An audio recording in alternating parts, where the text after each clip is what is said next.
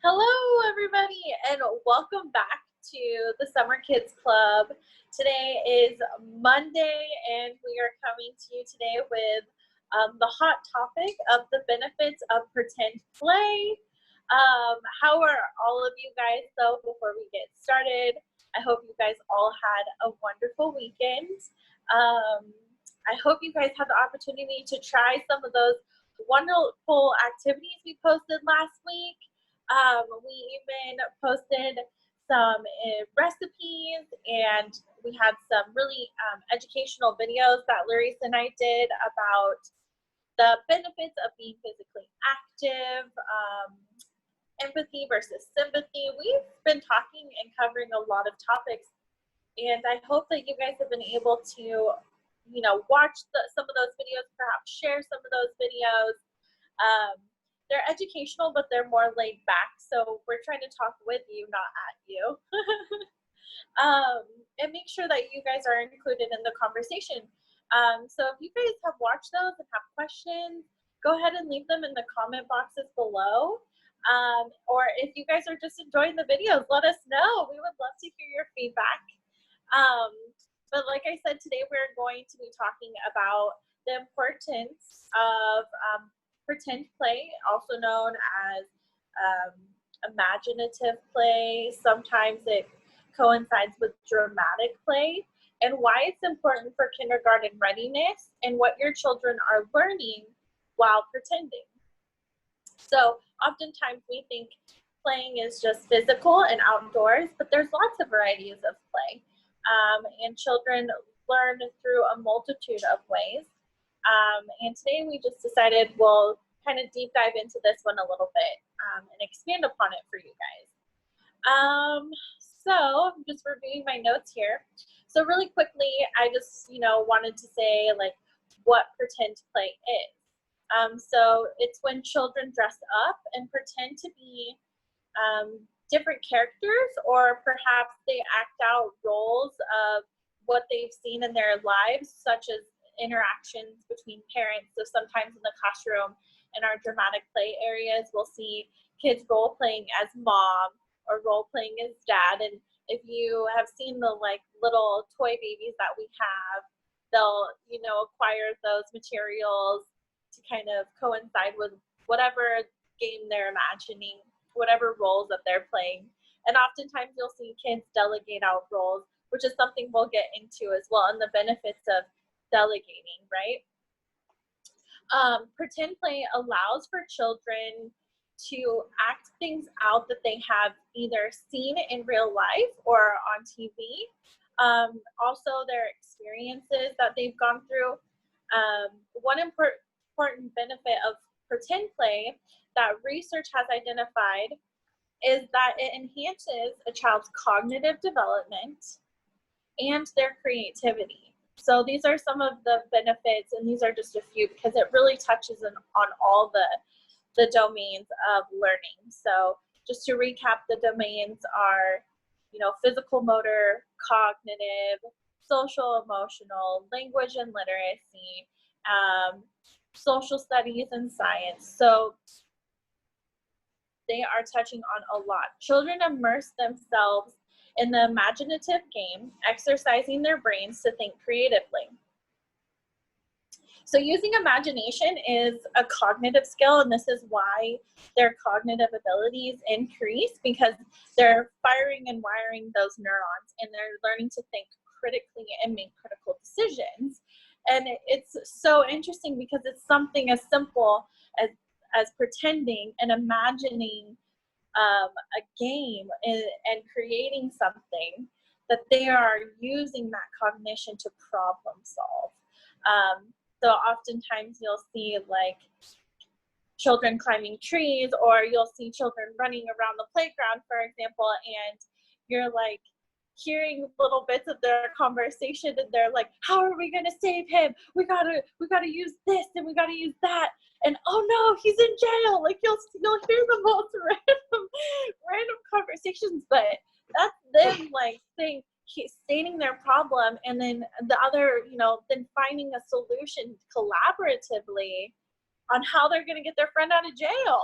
And so it's funny the things with, and that's just one silly example, but you know, it's great because they can act out roles, work together, and it's really great, and we encourage that at Head Start. As adults, you know, we use our imaginations to think critically. We use our imaginations to solve problems, not just within the workplace, but within our personal lives. And we are able as adults to, you know, put ourselves in other people's perspectives.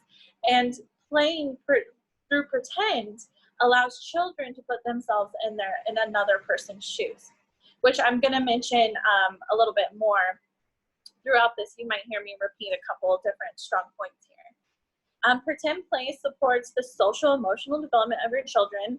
And just to define what social emotional skills are, they're their ability to think and identify what they're feeling. So whatever emotions that they might be feeling, they're able to think about what they are, reflect on them, communicate them. So when children role play or act out different characters, they're experimenting with those social roles in life. And this is really great because this, as I mentioned before, allows for children to develop perspective taking and allows for them to take on that ability of like, what would it be like if I was in that person's shoes, right? Because they're not being themselves in the game, they're pretending to be somebody else. Children are learning who they are as individuals and how the world is like working around them constantly. And by putting themselves into other people's shoes, it allows them to gain better perspective. And this is definitely a kindergarten readiness because as we talked about empathy and sympathy last week, it's important for us as teachers to constantly encourage children to think about, hey, how are you feeling and how are they feeling? So putting ourselves into another person's shoes so that we can be not just sympathetic but empathetic. And this is this is a ground underlying basic on how like pretend play can help with establishing those social emotional skill sets and reinforce the empathy that we teach in the classroom, whether it's being read to you in a book or discussed openly with the class.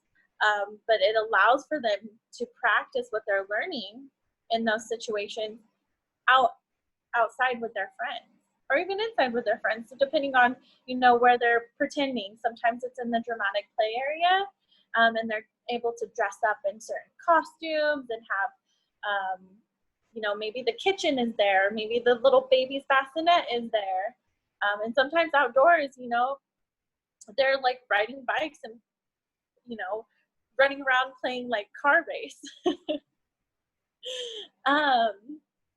So again, I just, you know, mentioned that it's, you know, children who actively, and this is something that research has stated, that children who are actively involved in practicing of pretend play have displayed higher levels of empathy.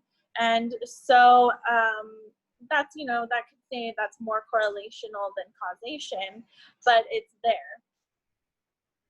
And by role-playing, children must agree on a topic, and this is when I said they have to delegate roles. So oftentimes you'll watch and you'll observe kids going, okay, well, I'm gonna be the boss, and I'm the policeman, and you're gonna be the bad guy, and you're gonna be the mom, and you're gonna be the dad, and you're the baby. But you know, they're delegating and they're assigning roles to them, and everybody has a duty and a job to do and a part to play in this game. So they're building on top of they're using their imagination, they're building their cognitive skills, they're building their language skills, which is kindergarten readiness, because it's important for us to communicate with our peers. So they're using their communication and they're using their social emotional skills. So through pretend play, they're they're learning so much. And it's important for us to know that even when they're playing, they are learning. So learning doesn't just happen by sitting in a classroom and, you know, reading books. It happens through play, which is really important. This also teaches cooperation, so working collectively with others. Pretend play benefits the child's developing self-esteem and self-awareness. And this is something Larissa and I had been discussing last week, and we were discussing how important it is for children to experiment and test their own boundaries. And the reason for that being is it builds their self-confidence and their self-esteem, which is crucial because we want all of our children to have a high self-esteem and to have confidence, because as they go throughout life, they're going to need to have those skill sets so that they can face larger challenges that the world, you know, thrusts upon them. And so even, you know, at such a young age, something as simple as pretend play is actually monumental, because it's teaching children how to push their own boundaries and to test their limits. And, you know, Larissa and I had been discussing this because, you know, with Head Start, we are very much regulated, and we make sure we enforce safety. But as children, we were talking about climbing trees and how, as kids, you know, playing in our own backyards, we would see how high we could get in the tree, and we didn't fear falling.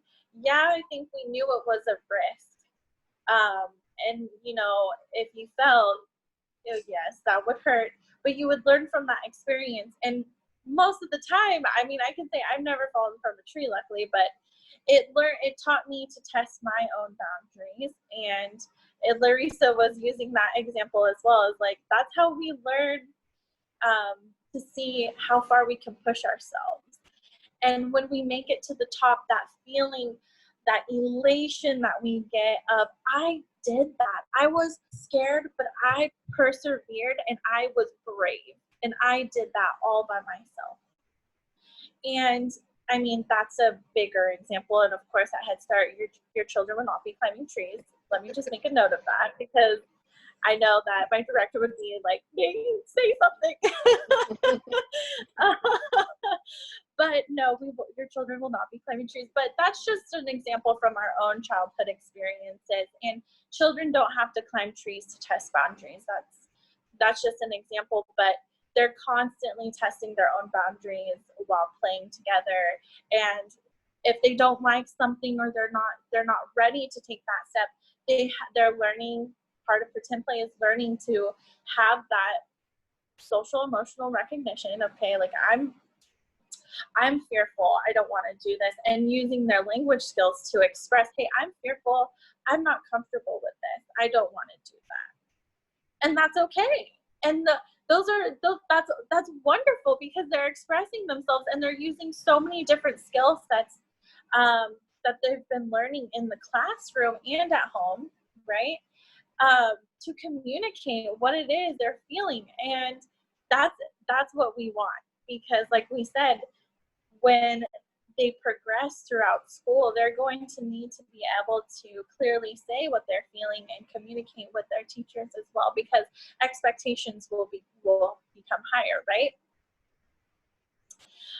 So through pretend play, they can experience and express both positive and negative feelings, such as like, I'm feeling fearful, or hey, I did it, teacher, I did that, or mom, I did that, right? And that feeling, that beaming smile on their face of like, I accomplished something, and they're just so proud of themselves. And you can't put a price on that. You just can't, because that's just priceless. And you know, pretend play and that boundary setting, it teaches children how to deal with those emotions positively. And it also it teaches them how to control their impulses and practice manners, right? Because when you're working collaboratively with others, you need to be polite, you need to be respectful. you'll sometimes see kiddos being like, hey, they don't want to do that. And they'll sticking up for their best friend, you know, like, no, she doesn't want to ride in the back of your little two-wheeler bike there. She doesn't want to. You know, you'll see them sticking up for each other, and that's important as well, because now they're fostering those relationships. And I mentioned that it builds language, because with pretend play, they often are using and getting ideas that they've seen in real time. So this could be the introducing of, hey, maybe the word hospital was mentioned in a book, or maybe a family member had a baby and they had to go to the hospital, but hospital itself is a really big word. And when they're practicing doctor, say, oh, well, I have to take you to the hospital, that's building language. That's introducing new vocabulary into play. And it allows them to test and practice that word and that language, therefore building upon those communication skills. And hospital is just one word. Maybe it's astronaut, maybe it's space station, restaurant, museum. Those are big words, right? And so that the more that they are practicing language like that, the better, right? That's what we want. And so all in all, children are learning how to solve problems. They're learning how to work collaboratively, work together. They're using their social emotional skills.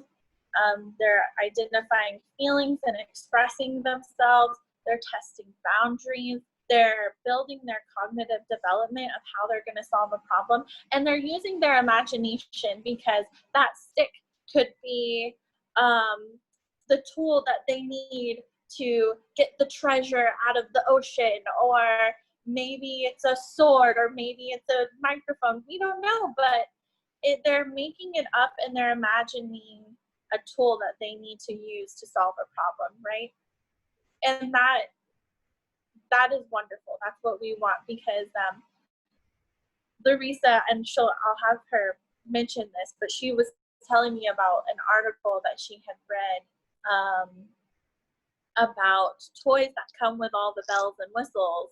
And there's new research coming out about that. And there's something to be said about toys that have everything and don't really inspire creativity or inspire imagination, whereas there's really something to be said about just a couple of blocks, some sticks and rocks, because you can create something out of anything with your imagination, just using those simple materials. And that's something that Head Start is all about, is you don't need the best and the biggest and the brightest and the newest, but you can use things from home or from outside to create a wonderful, exciting, enriching experience for your child. And they can just learn so much by playing with the most simplest of things. So anyhow, that's all I have to say about pretend play, but I really want to pass this over and have Larissa kind of talk to you a little bit about that article really quick. So thank you, Paige. Absolutely, you touched on all of the perfect points of pretend play and why it's so important. The article that she's referencing that I had discussed with her, I shared with her after I read, absolutely, there is more research coming out rapidly, and it's just reinforcing what we already knew, that when there is an absence of these fancy schmancy, you know, battery operated light up bells and whistles types of toys, kids will still find ways to play. And if you think of imagination as a muscle, then when you provide a child with all of these light up, you know, with the stars and the shapes and the alphabet, and it plays a song, and all they have to do is push a button, they're not able to use that muscle to to strengthen their own imagination. So there is a really big movement among early learners in this community, and it's called Loose Parts. And so it was something that has been going through early childhood education for many years. And basically, anyone can do this. It's just providing children with a variety of just what it sounds like, loose parts, rounds of, slabs of wood. We call them tree cookies. Tree cookies, boards, a tarp, just random things, some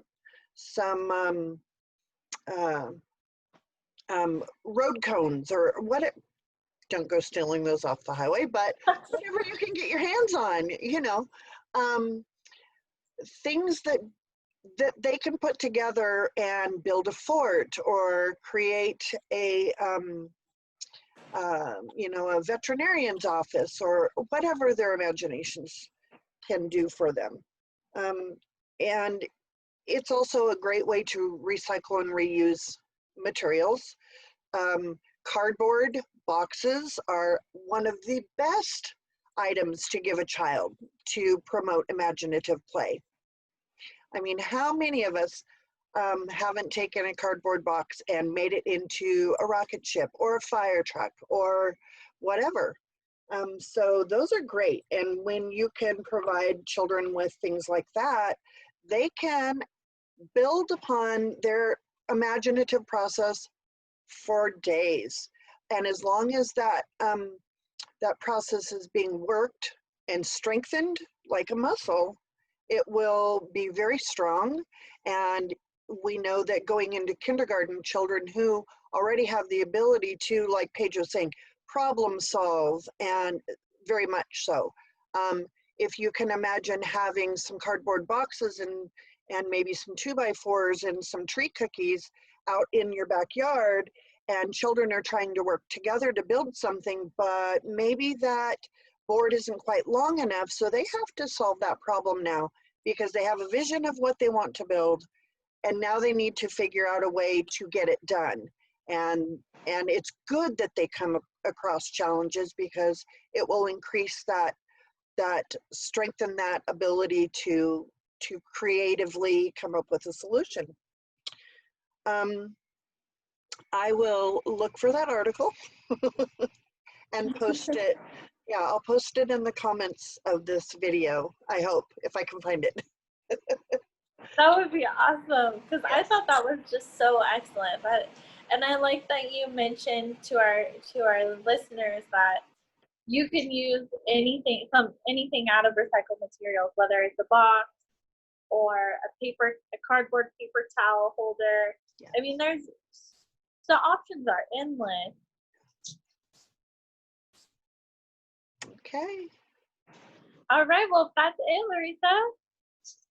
Yeah. Well, actually, I do. It's one more thing is coming to mind, and that is that I would encourage anyone, whether you're a grandparent, an uncle, an auntie, a parent, whoever, if you have the opportunity to just observe children in the process of pretend play and try to identify what you think they're learning in the moment, it's eye-opening. Sometimes as adults, we just kind of randomly scan and see children at play and we think, oh, they're just playing.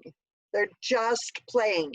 And boy, I would invite you to really watch. Sit with an open mind and watch these children and see what they are just doing is so much more than playing. So much is happening in those moments. So that's my, yeah. I'm so glad you mentioned that, and that's such a valid point, Lisa. Thank you so much. No, you're welcome. Thank you. All right, guys. Well, I think that's all we've had for today. Thank you for tuning in to our Monday Tea Time at 10. We look forward to seeing you guys on Wednesday at 10 o'clock as well. Stay tuned. You know, this week we have a lot of exciting things coming to you, more activities. We are doing those backpack pickup dates one more time this week. Just today. Just today? Just today. Well, for 1 hour. After the times have gone out. They're on the main page of the NCO Child Development page, and also within this group, the Summer Kids Club group. It's been posted. Also, phone calls have gone out.